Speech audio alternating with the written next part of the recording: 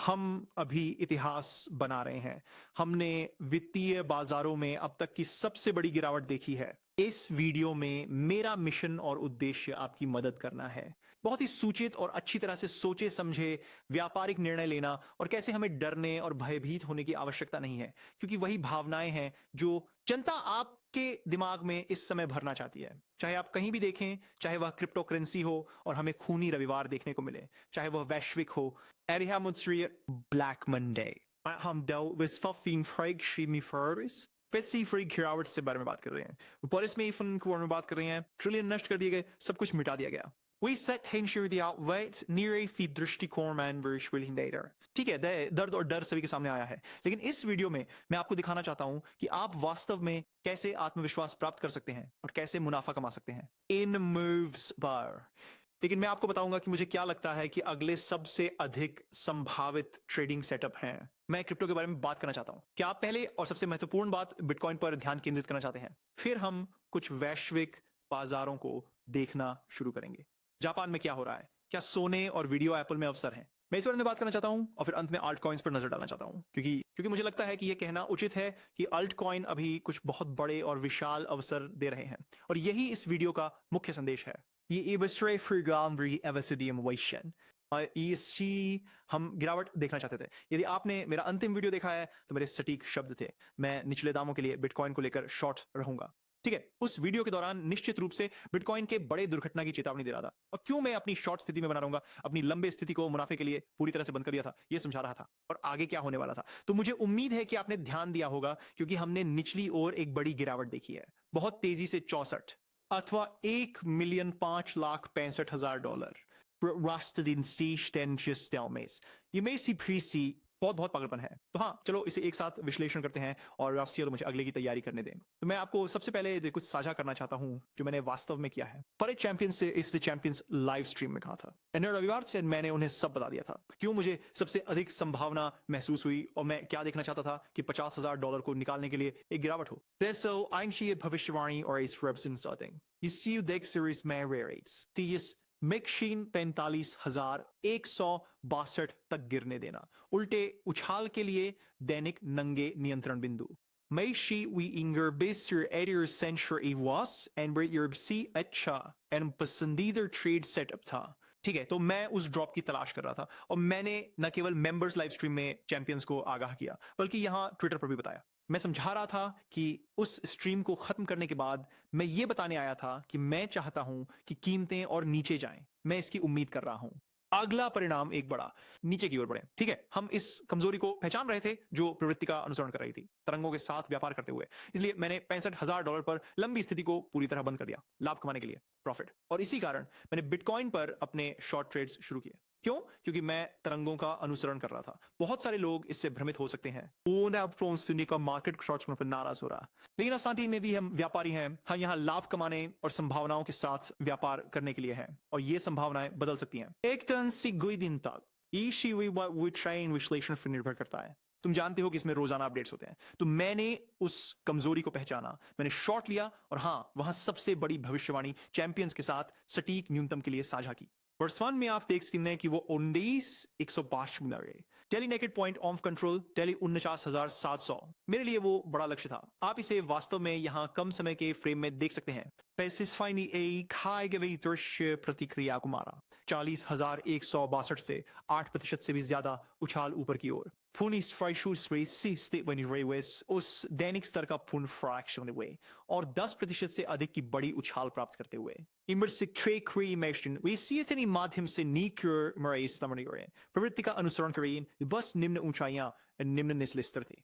निचला ऊंचा, निचला नीचा, निचला ऊंचा, निचला नीचा, निचला नीचा, हमारे बड़े समर्थन क्षेत्र के निचले हिस्से से। और अब हमने एक नई ऊंचाई नहीं बनाई है, लेकिन हमें ऊपरी तरफ 15% का उछाल मिला है, तो यहाँ अच्छे मुनाफे कमाए जा सकते हैं। ठीक है, तो बिल्कुल क्रिप्टो मार्केट के दुर्घटनाग्रस्त होने से बिटकॉइन की कीमत में गिरावट, लेकिन कौन सा स्तर हमें बनाए रख रहा था? ये थे ये डेली नग्न नियंत्रण बिंदु, और इसीलिए मैं हमेशा कहूंगा कि वे हैं बहुत जरूरी। बिल्कुल, और इसलिए आपको एक निश्चित समय रखना होता है। तो हाँ, अब हम आगे क्या देख रहे हैं? ठीक है, तो अब आप देख सकते हैं कि हमने ऊपरी तरफ 15% का उछाल देखा है। तो यहां पर हमें किस पर ध्यान देना चाहिए? ब्रिटेन में ये है, हाँ ठीक है, हाँ, ये यूके में 2 बजे का समय है, तो 25 मिनट में हम अमेरिकी शेयर बाजार देखेंगे खुला। तो ये भी बिटकॉइन के साथ गिरावट में है। यही कारण है कि मैं कहता हूं कि संबंधित चीजों पर ध्यान देना हमेशा बहुत महत्वपूर्ण है। तो आप देख सकते हैं कि एनवीडिया और एप्पल जैसे बड़े शेयरों में पिछले कुछ दिनों में कितनी गिरावट आई है और इसका बिटकॉइन पर असर पड़ता है। तो हम इसे इस तरह देखते हैं, तो यस, एनएक्यू, नैस्डैक, S&P 500, अगर वहां महत्वपूर्ण गिरावट होती है तो बिटकॉइन भी एक संबंधित संपत्ति है, इसलिए यह आमतौर पर एक बड़े गिरावट के साथ होता है। स्टॉक मार्केट में गिरावट आने पर बिटकॉइन भी लगभग उसी के साथ पीछे खींच जाएगा। लंबी हैं और वे बहुत अधिक संबंधित संपत्तियां हैं, खासकर जब हमने देखा है कि शेयर बाजार से खरबों डॉलर मिटाए जा रहे हैं। ये बिटकॉइन को नकारात्मक रूप से प्रभावित करेगा। तो हम हैं, हालांकि उस सत्र का अंत बहुत तेजी से हुआ जब हमने कल में प्रवेश करना शुरू किया। अगर आप कल के न्यूयॉर्क ओपन को देखें, हमें वास्तव में बड़े महत्वपूर्ण बाउंस मिले, है ना, बस शीर्ष पर ही। पुराने हफ्ते के आज की सुबह जल्दी निकल रहे हैं, जो अब सपोर्ट से रेजिस्टेंस में बदल रहा है। तो अगले 25 मिनट के भीतर हमारे पास न्यूयॉर्क ओपन है, कृपया उस पर ध्यान दें। मुझे लगता है कि यह बहुत महत्वपूर्ण है यह देखने के लिए कि क्या ईएस साप्ताहिक को पुनः प्राप्त कर सकता है, फिर बिटकॉइन 58,000 की ओर देखने के लिए, या फिर आज न्यूयॉर्क में स्टॉक मार्केट में और गिरावट के साथ खुलने का इंतजार है और फिर हम निचले स्तरों पर दोबारा टेस्ट की उम्मीद करेंगे। आप जानते हैं, बिटकॉइन में वापस नीचे आ जाता हूं, तो हाँ, मुझे आज का स्टॉक मार्केट न्यूयॉर्क ओपन बहुत ही महत्वपूर्ण लगता है। और साथ ही हम जो देख सकते हैं वह है, आप जानते हैं, वैश्विक बाजारों में आप जानते हैं पाई बामदे, आपने जापानी शेयरों को दुर्घटनाग्रस्त होते देखा और 1987 के बाद से ये सबसे बड़ी एक दिन की गिरावट थी। अब ये बहुत बड़ी गिरावट है, लेकिन बात यह है कि इन बड़ी गिरावटों के बावजूद डाउनसाइड की ओर मूव्स, ये फ्यूचर्स मार्केट है यहाँ जापान में। बस देखो कितनी तकनीकी रूप से यह एक बहुत बड़ी गिरावट है। हाँ, लेकिन देखो तुम कहाँ गिरे हो, यहाँ कुछ भी असामान्य नहीं है। पुराना, अच्छा नहीं, सॉरी, पुराना नहीं, उस समय का वर्तमान साप्ताहिक स्तर। और वास्तव में बस यही, इस तरह के मिनी रेंज का लो वैल्यू एरिया जो यहाँ चल रहा था, हम इस सेक्शन का फिक्स्ड रेंज पुल लेंगे। अब देख सकते हैं कि आप वैल्यू एरिया लो तक आए। यही वह जगह है जहां आपको आपका डेली क्लोज मिला वैल्यू एरिया लो पर। साप्ताहिक के अंत में आप यहीं पर आ गए और तो उस सीमा के भीतर बने निचले स्तर, तो मेरी राय में यह समर्थन का एक बहुत ही तकनीकी स्तर था जो पाया गया था। ठीक है, तो बस विश्लेषण कर रहा हूं। हाँ, मैं इन जापानी शेयरों का वास्तविक रूप से व्यापार नहीं करता, लेकिन मैं उन्हें देख सकता हूं और पहचान सकता हूं। हाँ, हम एक महत्वपूर्ण स्तर पर हैं। सपोर्ट जोन, तो यहाँ पर जाहिर है अवसर उत्पन्न होते हैं, है ना। हमने देखा ऊपर की ओर 15% उछाल, लेकिन हमने अभी तक कोई महत्वपूर्ण प्रवृत्ति परिवर्तन नहीं देखा है। लेकिन कम से कम हम पहचान सकते हैं, या यहाँ तक कि जापान में भी हम नीचे आए। देखिए, ये काफी महत्वपूर्ण समर्थन है, क्योंकि अगर आप यहाँ उछलते नहीं हैं तो आप आसानी से अगली बार लगभग 25,000 तक वापस आ सकते हैं। इसलिए बिल्कुल ये सपोर्ट 30,000 बहुत महत्वपूर्ण है। ये बिटकॉइन पे भी वही है ना। तो हम इन्हें एक साथ विश्लेषण करते हैं। हम अपने आप से कहते हैं, खैर 50,000 यही वह जगह है जहां हम बुला रहे थे। बहुत महत्वपूर्ण समर्थन तक पहुंचे, या अगर आप उसे खो देंगे, कीमत से आसानी से $10,000 और मिटा सकते हैं।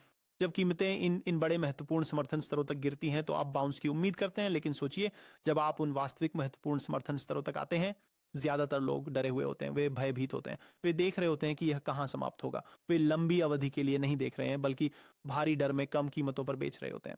और ये वो चीज नहीं है जो हम करना चाहते हैं। हम इन बड़े गिरावटों पर लॉन्ग की तलाश करना चाहते हैं। ठीक है, सावधान रहें, रिस्क मैनेजमेंट का इस्तेमाल करें। ठीक है, लेकिन अगर आपको सदी के उछाल, और मेरा मतलब है कि आपने बिटकॉइन पर इससे बेहतर कुछ नहीं देखा होगा। ये बहुत बहुत अच्छा प्रवेश आक्रामक रूप से पुनः परीक्षण करता है। ये आदि ये एक रूढ़िवादी आक्रामक है। आपके पास वहां लंबे समय तक काम करने का हर अवसर था, है ना। और अब आपको थोड़ा धैर्य रखना होगा। अब हम यूएस ओपन के लिए और 20 मिनट देख रहे हैं। देखते हैं कि अगली ओपनिंग कैसी रहती है। लेकिन हाँ, जापानी विचारों में बिल्कुल कमी आ रही है। लेकिन जब मैं सोने जैसी चीजों को देखना शुरू करता हूँ, ठीक है, तो सोना, इधर देखो तो सब कुछ मंदी जैसा ही दिख रहा है। एप्पल और एनवीडिया में भी यही स्थिति है। लेकिन जब मैं इन चार्ट्स को देखता हूँ तो मुझे दिखता है सोना। अच्छा, इस पूरी तरह से देखें, हम जिस सबसे बड़े और मजबूत ऊपर जाने वाले रुझानों में हैं, उनमें से एक वास्तव में सरलता से जब हम इसे वर्तमान सीमा के रूप में खींचना शुरू करते हैं जिसमें हम व्यापार कर रहे हैं। हमने केवल वैल्यू एरिया हाई का बैक टेस्ट किया है, उस चार्ट पे कुछ भी मंदी नहीं है। एनवीडिया को लेकर मैं बहुत बुलिश हूँ, जैसा कि आप सभी जानते हैं। मैं लंबे समय से एनवीडिया में हूँ। $3 बुक से ये एक सिक्का है जिसे मैं वास्तव में बहुत अच्छी तरह से जानता हूँ। वास्तव में सरलता से वापस आकर और कुल मिलाकर $1 का बैक टेस्टिंग कर रहा हूँ। मुझे अब भी लगता है कि ये कुल मिलाकर एक मजबूत ऊपर की प्रवृत्ति में है।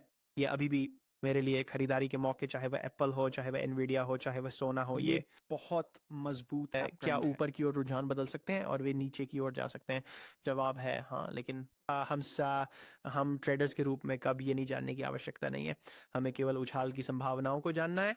या आप जानते हैं, आप शेयर क्रिप्टो देखते हैं, जैसे महत्वपूर्ण समर्थन स्तरों तक गिरावट, आप लॉन्ग पोजीशन देख सकते हैं। क्यों? क्योंकि आप यहाँ से यहाँ तक मुनाफा कमा सकते हैं अगर कीमत नीचे गिरती है।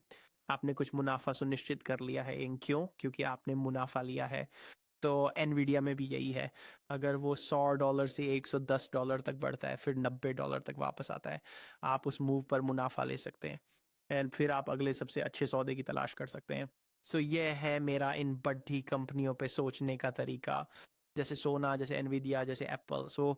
वे खरीदने के अवसर हैं और फिर से या वित्तीय सलाह नहीं है, लेकिन उन्हें मैं दीर्घकालिक के रूप में देखता हूँ। कुछ अच्छे स्विंग ट्रेड्स हैं, आप चाहते हैं En säg i världskörnsteg. कुछ वर्षों में फिर से देखें और वे शायद मुनाफे में होंगे, लेकिन इस तरह मैं इन शेयरों को और अधिक देखता हूँ। बेशक अब जब हम ऑल्ट कॉइन्स की ओर बढ़ रहे हैं, यही वो जगह है जहां आपको बहुत तेजी से अंदर और बाहर होना होगा, क्योंकि ये चीजें अत्यधिक तेजी से चल रही हैं। मेरा मतलब है, उदाहरण के लिए चलिए पेपे को देखते हैं। ठीक है, यहाँ 24 घंटों में 30% की बड़ी गिरावट के बारे में बात हो रही है। गिरावट, और फिर अगले 24 घंटों के अंदर 38% की वृद्धि, लगभग 40%। तो यहाँ पर आपको होना चाहिए जल्दी अंदर और बाहर। मैं इन स्टॉक्स में लालची नहीं बनूंगा। मौके हैं और मुनाफा कमाया जा सकता है, लेकिन कृपया उच्च लीवरेज का उपयोग करने के जाल में न फंसें। जैसा कि मैंने यहाँ कहा था, सही, ये आपका दैनिक अनुस्मारक है। उच्च लीवरेज का उपयोग न करें, सभी कुछ में पैसा ना लगाएं। अगर आपको कुछ मुनाफा हुआ है तो जल्दीबाजी मत करें। प्यार, mock and profit only. Okay, उसके बाद या तो किसी अन्य सौदे की तलाश करें या अपने स्टॉप को लाभ मिलाकर सुरक्षित करें। इस समय सबसे बुरी चीज जो आप कर सकते हैं वह है अधिक उधार लेना और खुद को अधिक उजागर करना। हालांकि हाँ, ऐसे अवसर हैं, अभी तक कोई रिवर्सल कंफर्मेशन नहीं है। हमने एक बहुत अच्छा उछाल देखा है, लेकिन हमने कोई महत्वपूर्ण बाजार संरचना में बदलाव नहीं देखा है और हम वापस नहीं आ सके। कोई भी महत्वपूर्ण प्रतिरोध वापसी का समर्थन नहीं देखा। तो जब तक हम अपनी यूराई लोन स्टार के रेंज में वापस नहीं आ सकते, हम कुछ नहीं कर सकते। बिटकॉइन और बाकी सभी बाजारों में हमें बाजार संरचना में महत्वपूर्ण बदलाव देखने को मिल सकते हैं, जिसको हम बोलते हैं सिम्बोलावली, जिसका मतलब है कि अंतिम महत्वपूर्ण नीचे को निकालना। दिन के अंत में इधर ये अभी भी संभावित रूप से फिर से एक और निचले उच्च स्तर पर काम कर रहा है जो डाउन ट्रेंड में है। इसीलिए आपको सावधानी बरतनी चाहिए। इसका अर्थ डरपोक और भयभीत होना नहीं है, लेकिन इसका अर्थ थोड़ी सावधानी रखना है। ठीक है, तो मुख्य रूप से तो मैं ये चाहता हूँ कि इस बिटकॉइन को देखकर समाप्त करें। तो जब मैं बिटकॉइन को देखता हूँ तो मैं और अधिक देखने वाला हूँ। आप जानते हैं कि मैं कहाँ महसूस करता हूँ कि अगले सबसे अच्छे सौदे कहाँ होंगे। मैं इस सवाल को बाद में पूछूंगा, कृपया नीचे टिप्पणी छोड़ें। क्या आप चाहेंगे कि मैं वैश्विक बाजारों को देखूं? भले ही मैं जापानी शेयर बाजार में व्यापार नहीं करता, मैं इसका विश्लेषण कर सकता हूं और आपको व्यापार दृष्टिकोण पर राय दे सकता हूं। तो नीचे कमेंट में मुझे बताएं, क्या आप चाहते हैं कि मैं सोने पर ध्यान दूं? और हम आपको बता देंगे। इन व्यक्तिगत स्टॉक्स को देखने दें।